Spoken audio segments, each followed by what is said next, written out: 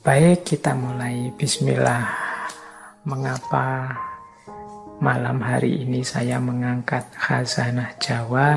Karena ada beberapa hal dalam cara pandang masyarakat Jawa terhadap alam yang menurut saya menarik.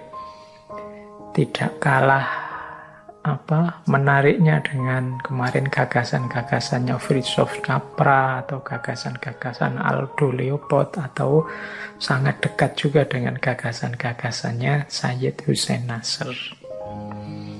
Baik, bismillah, kita awali ya. Saya akan awali dengan world view-nya masyarakat Jawa.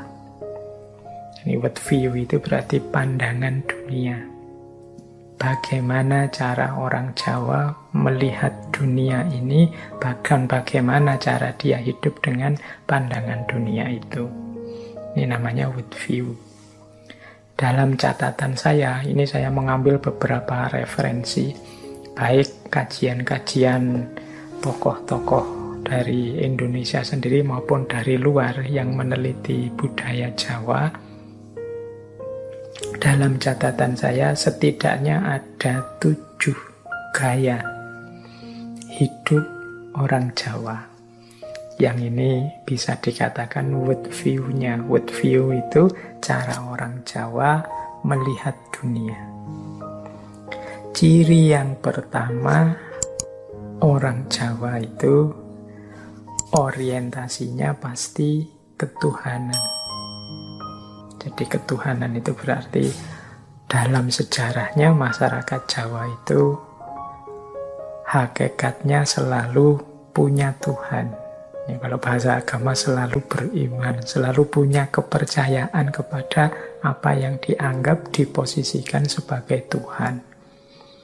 Bahkan sejak sebelum masuknya agama-agama yang kita kenal hari ini, masyarakat Jawa itu sudah punya keyakinan adanya sesuatu yang maha besar, maha luar biasa yang hari ini kita sebut Tuhan. Jadi world view masyarakat Jawa yang pertama itu world view ketuhanan. Makanya kita punya Pancasila yang sila pertama itu ketuhanan, yang dalam sejarahnya selalu kita diceritai bahwa Pancasila itu digali dari budaya bangsa kita sendiri. Ya tidak salah, karena memang misalnya masyarakat Jawa ini basis hidupnya sejak awal ya ketuhanan ini. Jadi kalau mengikuti basis worldview kita, ya orang Jawa itu ya rasanya tidak pantas, tidak sesuai kalau dia misalnya punya gaya ateis, punya gaya agnostik, anti Tuhan. Itu rasanya tidak nyambung dengan identitas genuinnya yang dulu dikembangkan oleh nenek moyang bangsa Jawa, yang selalu saja percaya pada Tuhan dan berketuhanan. Ini ciri yang pertama. Ini boleh dibaca dalam sejarah-sejarah, atau kalau teman-teman mau ya di babat-babat itu selalu narasinya manusia yang utama itu manusia yang beriman, percaya, dan menomorsatukan Tuhan dalam hidupnya. World view yang kedua, ini saya pakai istilah takdir. Biasanya di serat-serat, di babat-babat itu pakai istilah rilo dan rimo. Jadi orang Jawa itu menyikapi apapun yang terjadi, fenomena apapun yang oleh Allah ditakdirkan muncul untuk diterima dan direlakan. Jadi ini pandangan, ya kalau dalam bahasa agama jadinya pandangan tentang takdir, tentang kenyataan hidup. Banyak kalau teman-teman menggali serat, menggali babat-babat, menggali naskah-naskah kuno, itu banyak sekali anjuran untuk rilo dan nerimo. Jadi rela dan menerima apapun keputusan Tuhan terhadap hidup ini. Ini mungkin perlu dilanjutkan, rela dan nerima ini bukan berarti pasrah diam saja. Rela dan nerima ini mungkin lebih pasnya artikan sebagai pengakuan terhadap kenyataan yang memang sudah terjadi. Banyak orang yang menyangkal, denial. Jadi denial itu misalnya sudah jelas dia sakit, tidak mau ngaku dia sakit. Akhirnya karena tidak ngaku sakit, tidak mau berobat. Akhirnya sakitnya tambah parah. Ini namanya denial, orang yang menyangkal kenyataan. Sudah jelas salah, tidak mau ngaku salah. Nah, itu biasanya terus tidak mungkin ada perbaikan, wong dia tidak mau ngaku salah. Jadi kalau lemah ngaku saja lemah, tapi kan bukan berarti terus pasrah saja. Ketika sudah menerima kenyataan diri, wah saya ini lemah, berusaha untuk jadi kuat. Wah saya kok salah ya. Diakui bahwa saya ini memang salah, tapi kemudian berusaha untuk memperbaiki diri. Jadi menerima situasi, rela dengan situasi bukan berarti pasrah, tidak mau berjuang lagi. Ini dua hal yang berbeda. Jadi aspek worldview yang kedua ini adalah idealisme orang Jawa untuk selalu nerimo dan relo. Kita terima dulu, kita akui dulu kenyataan hidup kita. Baru setelah itu kita idealkan, kita rumuskan targetnya mau kemana. Nah, itu ciri yang kedua. Ciri yang ketiga, masyarakat Jawa itu punya wawasan bahwa alam semesta ini tidak hanya berisi hal-hal yang fisik material, tapi juga berisi hal-hal yang immaterial dan supranatural. Ini pandangan dunia khas timur sebenarnya. Biasanya dibedakan dengan pandangan dunia gaya barat. Kalau orang barat itu sering disebut, barat modern khususnya, cara berpikirnya positivistik. Hanya percaya alam yang bisa dilihat, bisa diakses oleh panca indera. Yang tidak bisa diakses dianggap tidak ada gunanya, dianggap omong kosong saja. Nah, dunia timur termasuk Jawa, sebenarnya juga termasuk dalam agama kita, Islam, itu menerima tidak hanya alam fisik tapi juga alam metafisik. Kalau dalam bahasa Arab sering alam metafisik ini disebut alam ghaib. Jadi di dunia timur yang diterima itu alamul ghaib wasyahadah, alam metafisik dan fisik, tidak hanya alam syahadah saja. Yang orang Jawa juga begitu. Jadi percaya bahwa alam semesta ini tidak hanya berisi hal-hal yang bisa dijangkau, bisa diakses oleh panca indera saja. Banyak makhluk, banyak ciptaan yang jenisnya immateri atau supranatural. Berarti ini harus dipahami dengan kacamata khusus, dengan teori, dengan konsep yang khusus pula. Kalau hanya menggunakan metode ilmiah yang positivistik tadi, pasti tidak akan ketemu alam immateri dan supranatural ini.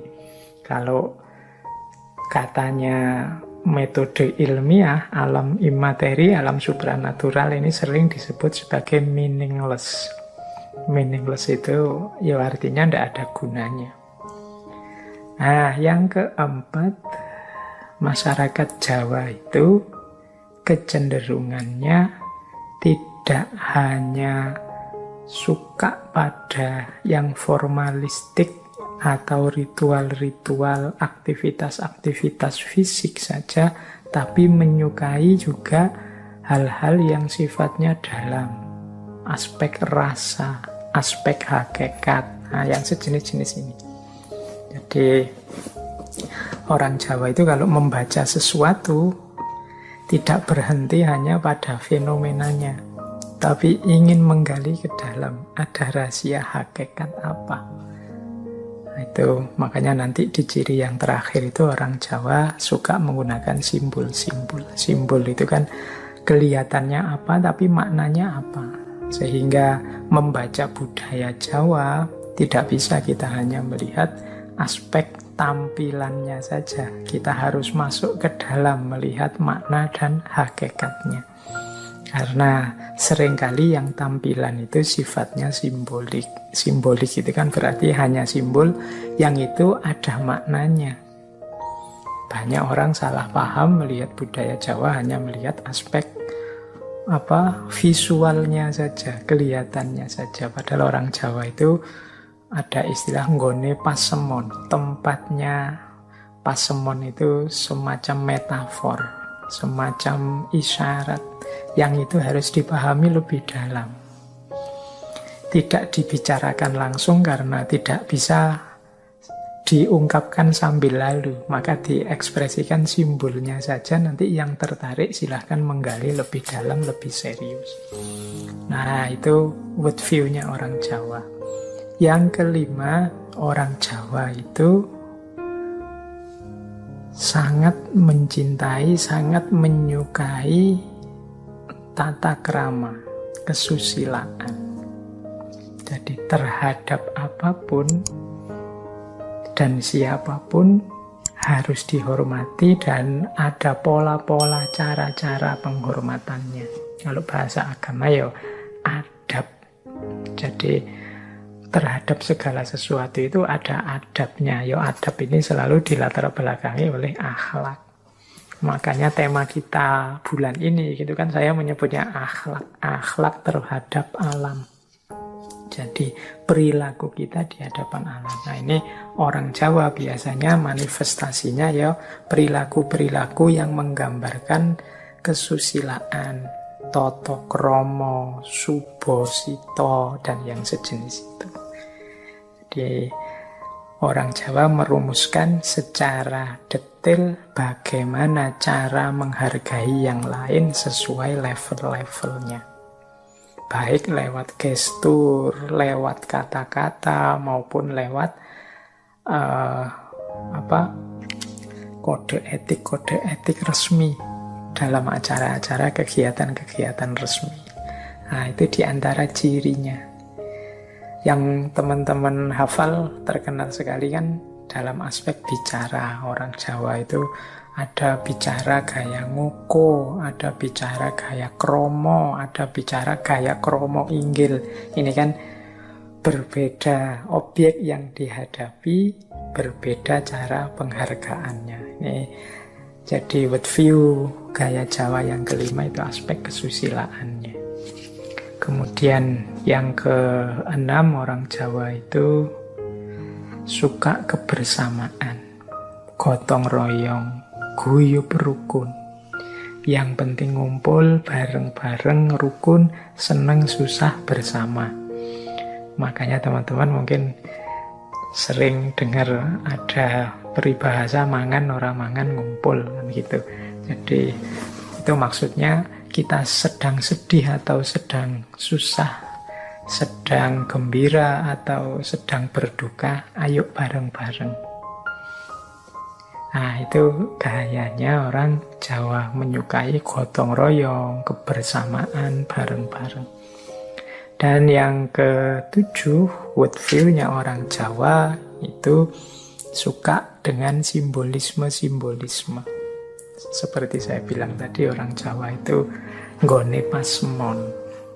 Kadang-kadang ingin mengungkapkan sesuatu pakai isyarat-isyarat. Ingin menyatakan sesuatu menggunakan simbol-simbol. Ini banyak dulu dilakukan oleh nenek moyang kita, termasuk para wali ketika mengajarkan Islam pada masyarakat. Itu kan juga pakai simbol-simbol karena mereka tahu orang Jawa itu tempatnya simbol-simbol. Jadi tidak bisa ekspresi-ekspresi budaya Jawa itu hanya dibaca di level tampilannya saja. Kalau di level tampilannya saja mungkin kita bisa salah paham, nanti bisa nuduh macam-macam. Mungkin budaya Jawa tidak manusiawi lah, atau tidak agamis lah, atau tidak apalah. Itu mungkin karena kita membacanya hanya di level simbolismenya, tidak masuk sampai ke dalam. Nah, dengan 7 worldview inilah nanti orang Jawa menyikapi alam dan dunia sekelilingnya. Sampai di sini mungkin sudah bisa dibayangkan gaya seperti apa yang akan dihidupkan oleh masyarakat Jawa berhadapan dengan alam semesta. Kalau teman-teman kembali ke minggu lalu ketika kita belajar Sayyid Hussein Nasr, inilah sebenarnya yang oleh Sayyid Hussein Nasr disebut kearifan perennial. Ini yang disebut tradition. Jadi kearifan lama yang oleh orang modern sering disisihkan, dilupakan.